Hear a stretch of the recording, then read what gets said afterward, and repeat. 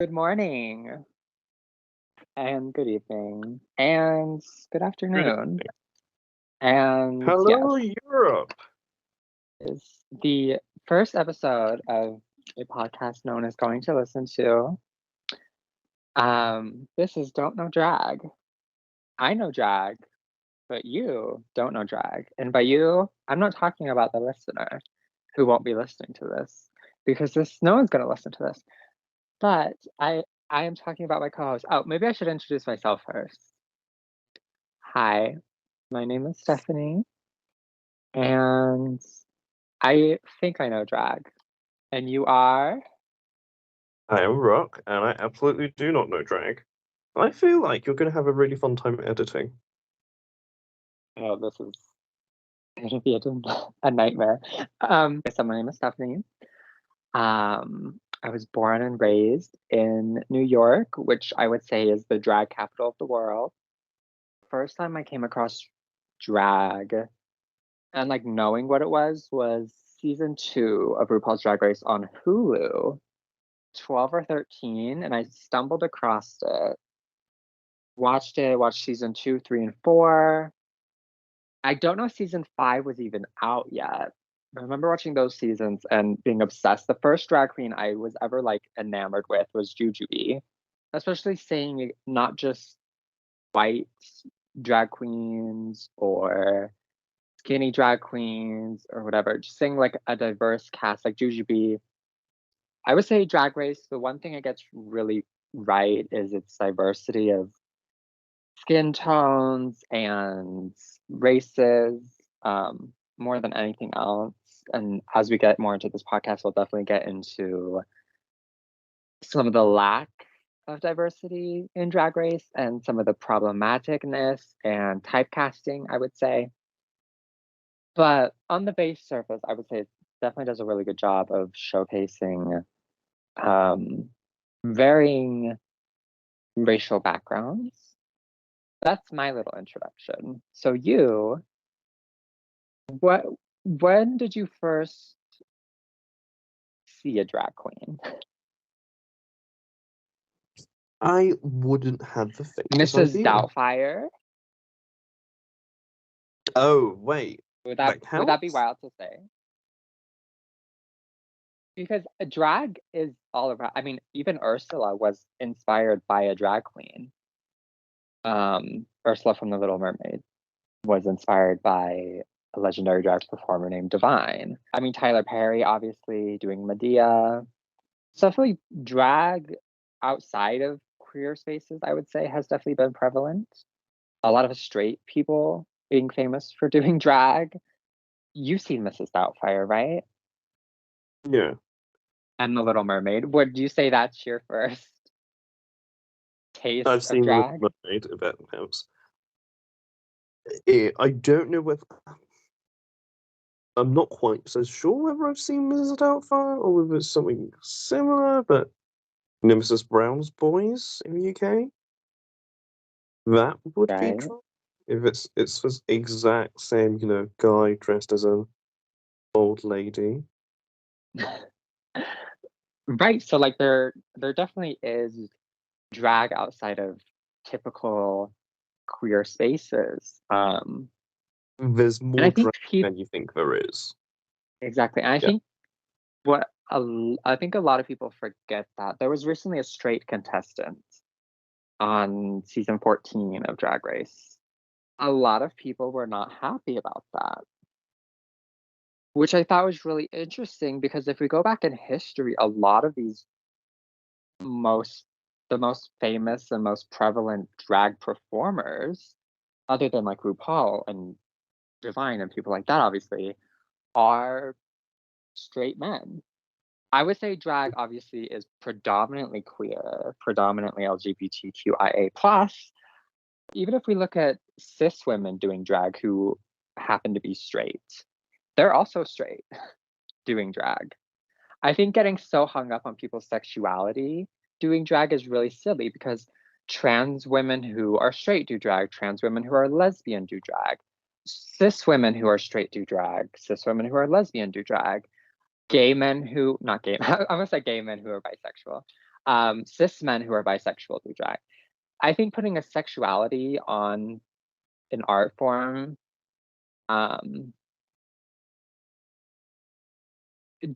would say just generalizing it, being like, oh, that's gay.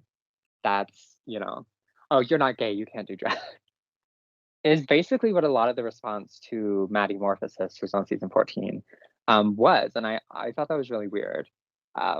Because, yeah, if we go back in drag history, so much of it in the mainstream is straight. What I've got up here is Wikipedia's, call it a definition, call it a description of drag. Because what I thought of as well is Shakespeare is probably drag. So I googled. Right, because they wouldn't even let women act back then, right? Yeah. So that's why men would do these roles, and a lot of these men were probably straight.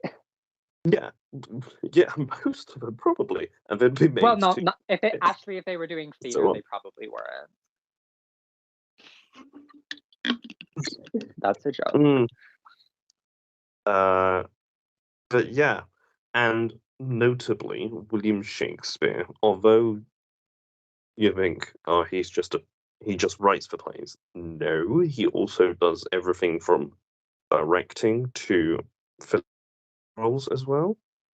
So, given that compound of evidence, it's quite likely that William Shakespeare himself may have needed to put on makeup and costume up for a female role in like full ball gowns and all the rest of it, particularly when, maybe funeral reasons for becoming ill or whatever, lost their voice, whatever. Oh, so we need somebody else. And then the guy who runs the whole thing will need to put themselves forward.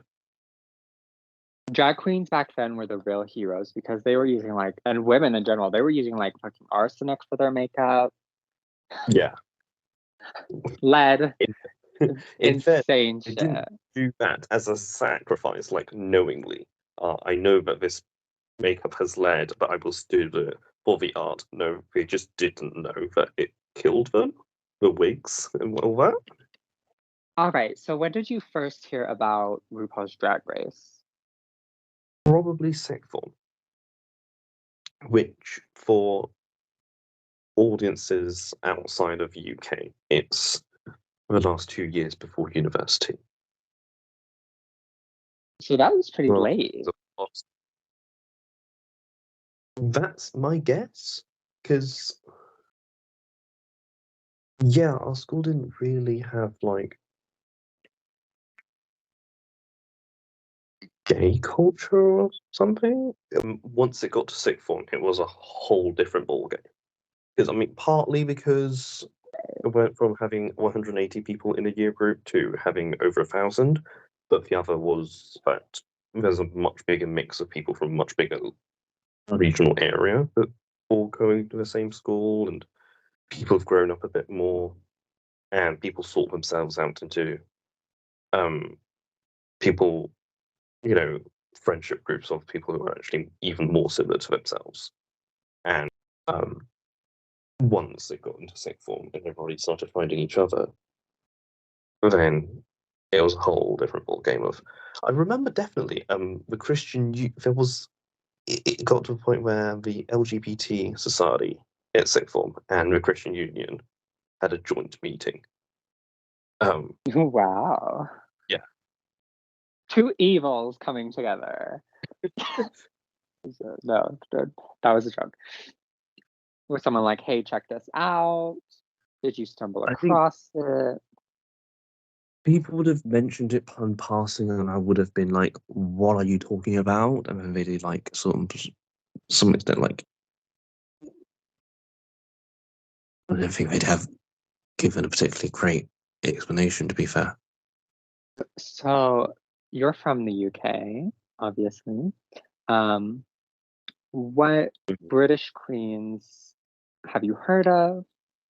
Probably some of the most popular drag queens in the UK you would have potentially seen on TV, Cheryl Hole. She's done, I think, crisp adverts over the holidays. Danny Beard was recently on. Cheryl Hall was on Drag Race UK season 1. Danny Beard was on UK season 4. But they also competed on X Factor. Oh, X Factor. Are none of these names aren't ringing a bell? The Vivian.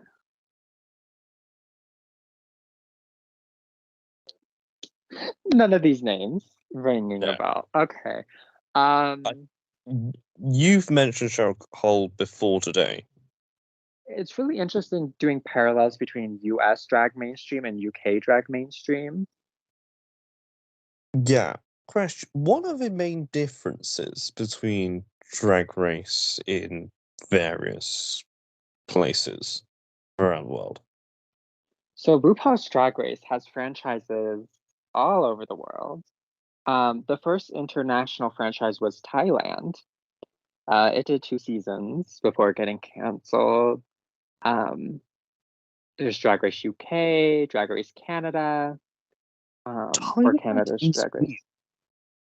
Because amongst the people in the cities, and certainly, you know, if you're talking about Bangkok and stuff, Chiang Mai, it's very used to a lot of Western, like, you know, people from Western culture. They're very used to that and all that. But you know, the Thai laws, for example, would be very strict on blaspheming against the king. To the point where, you know,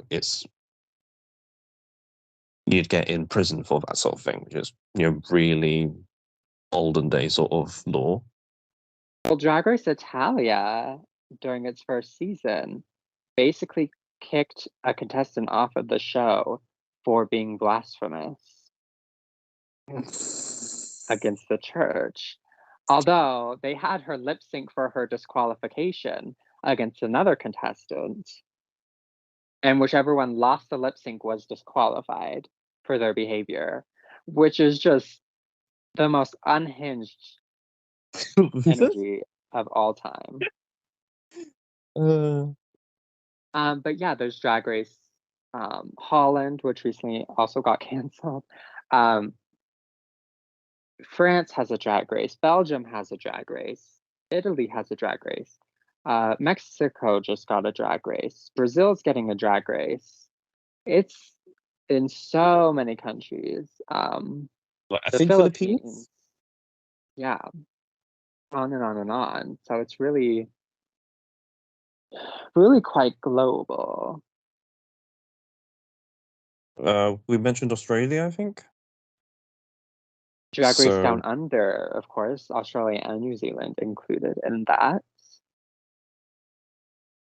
Did you know that there was once a thing called RuPaul's Drag U? Because I'm on Wikipedia, I'm like, okay, what are all of the ones then? Because I think it would be interesting if we could find that eventually when we watch the obscure ones. That got cancelled after 1 or 2 seasons. Man, that really was a rough spot. RuPaul's Drag U, not really a competition. They would bring, I think, straight women on to make them feel confident. They would get makeovers from drag queens and changed a lot of lives. Yeah, that's definitely an interesting one. That was the first Drag Race spinoff, like 2011, 2012, around season 4, I believe. So very early on. Yeah, that's definitely an interesting show. No one really talks about it.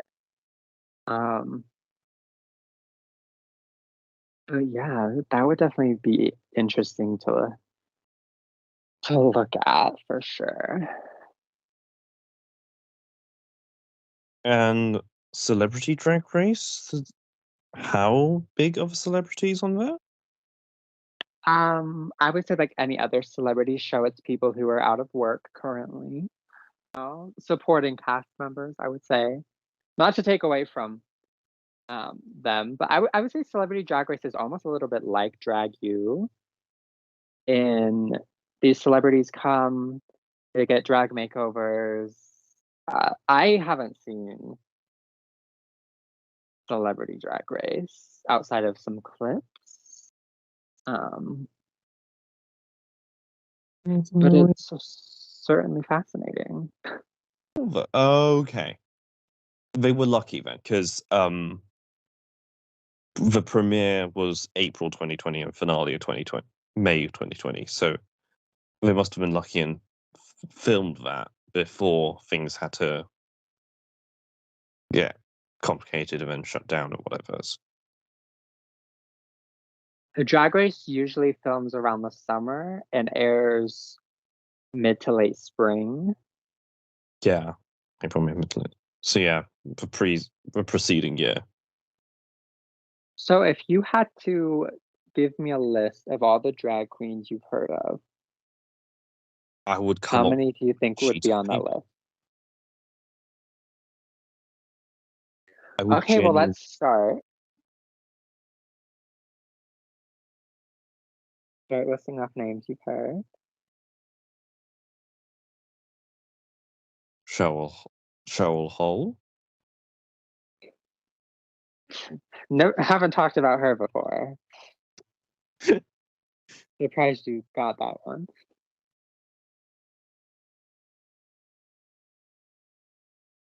That's the only one you got. How have you have to know more than that. No? What do you mean no? I've talked about a number of them. I've said people's names during this and you don't remember. So what we're going to be doing with this podcast, we are going to dive in at the very beginning. This is the beginning. RuPaul's Drag Race, Season 1, Episode 1, that filter and all. Is Eve? Who? 'Cause Eve? No, she shows Eve. up on All Stars too. All these Drag Race references you don't understand. Season 1 is low budget. There's this weird filter on the whole season that makes it look like it was filmed in the 70s. Very strange. Season 2 onwards, it's better, for sure. Season 1 is definitely interesting. Season 1 was sort of, after it aired, it kind of disappeared off the face of the earth for a number of years. Because like I said, my first season I watched was season 2 because season 1 wasn't available anywhere. It wasn't until 5 or 6, maybe even like 7 years after it first aired that it started becoming available again. So it's definitely interesting. Some iconic queens on that season, though. One of my all-time favorite queens, BB Zahara Benet. She's probably my top 10 for sure. She's on that season. A lot of strong queens. A lot of interesting opinions. There's definitely, I believe it was filmed in 2008, aired in 2009, I think. So different times. There were maybe words or phrases, and ideas people said back then that do not fly now. What, like floppy Maybe for disk? the first, maybe for the first like 7 seasons of Drag Race, there's going to be terms and things that are not okay. But you know, That'll be interesting to see what you mean by that. yeah, I look forward to it. There's only 9 queens. It's a pretty fast season. It was definitely a trial run. Yeah. So each year they do like a different promo theme. Yeah, I've definitely seen some promo photos for like the from the Mexico one, for example. Or Philippines ones. Cheryl Hole is the only drag queen you can know, but you've just seen Drag Race Mexico's promo pictures. Yeah. we have this lovely jumpsuit, bodysuit. This is Victoria Pork Chop Parker. What are your thoughts? Do you like the outfit, the hair? How do you think she'll do? What are your first impressions of Miss Pork Chop?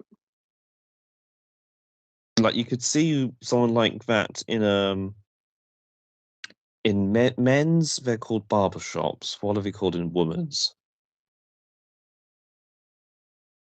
In a woman's cutting hair shop. Hair salon. Yeah. Okay. Right next to her is Bibi Zahar Benet from Cameroon. She is fierce. She looks like she came straight out of. It looks like a lion's mane. It's She very definitely incorporates a lot of animal influences into her drag for sure. How do you think she'll do?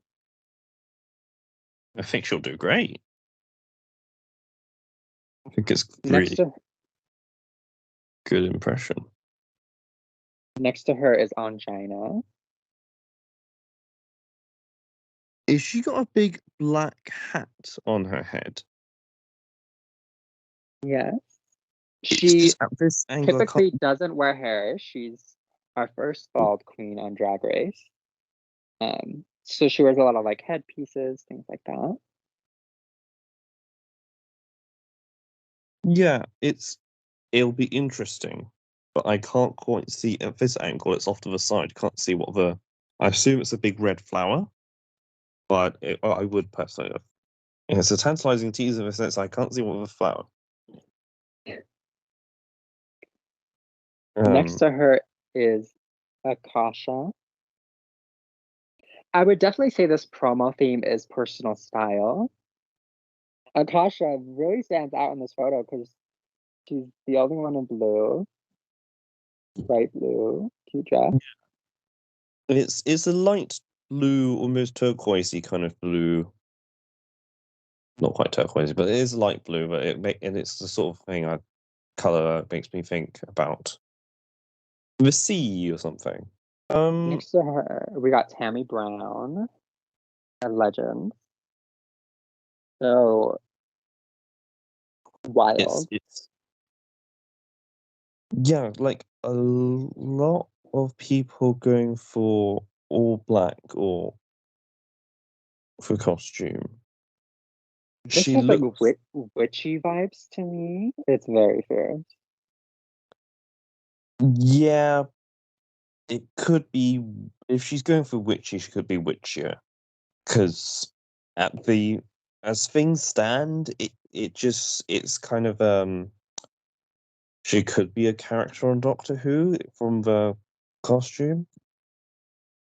Jinx Monsoon, we didn't mention earlier, Jinx Monsoon is going to be on Doctor Who.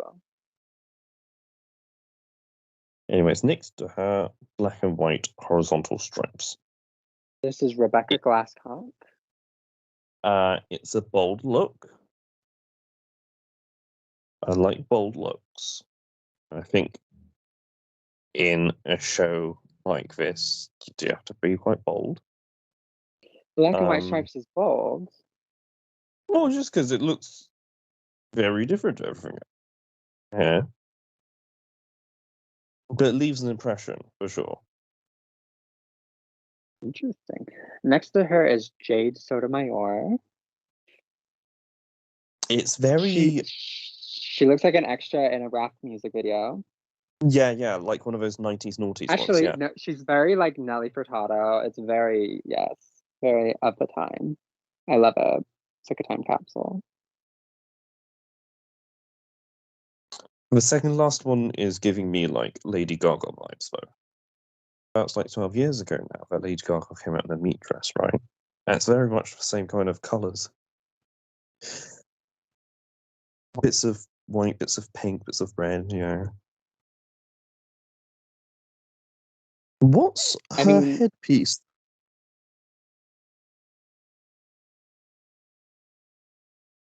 What's going on with her? What's on her head? I think it's just hair. I think it's a brown thing with I honestly could not tell you. And then next to Nina, we have Chanel. If you told me she won, I wouldn't be surprised. It's a lot of work, it looks like. Everything from like yellows to ambers to like greeny browns. Really stunning. And the makeup does not mess with her either. Yeah. So looking at these queens, our first queens to walk into the workroom, who would you say is maybe first eliminated, and who do you think is the top two? Just a reminder, on the left, we have Victoria Porkchop Parker, and then BB Zahara Benet, Angina, Akasha, Tammy Brown, Rebecca Glasscock, Jade Sotomayor, Nina Flowers, and Chanel. Who of these looks like a first eliminated? The first one, Victoria Miss Porkchop Parker. Bookshop's Bobby. All right. Who looks like they could be in the top two or top three? The lady next to her, BB. and and Chanel. I mean, this cast is all so unique and they stand out. Definitely not all going in the same direction. Yeah, which I think is a really good starting point for Drag Race. There's definitely, there's those queens that are very girly girl. They want to be perceived as a cis woman, basically. And then there's queens like Chanel, who are very beautiful queens, but their style is very performer. She's not going to go out there in jeans and a t-shirt. Rebecca Glasscock might.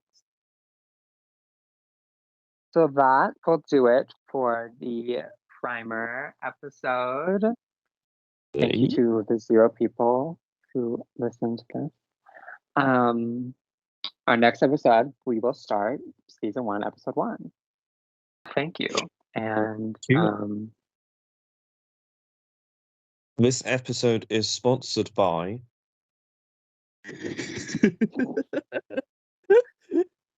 bye. Bye.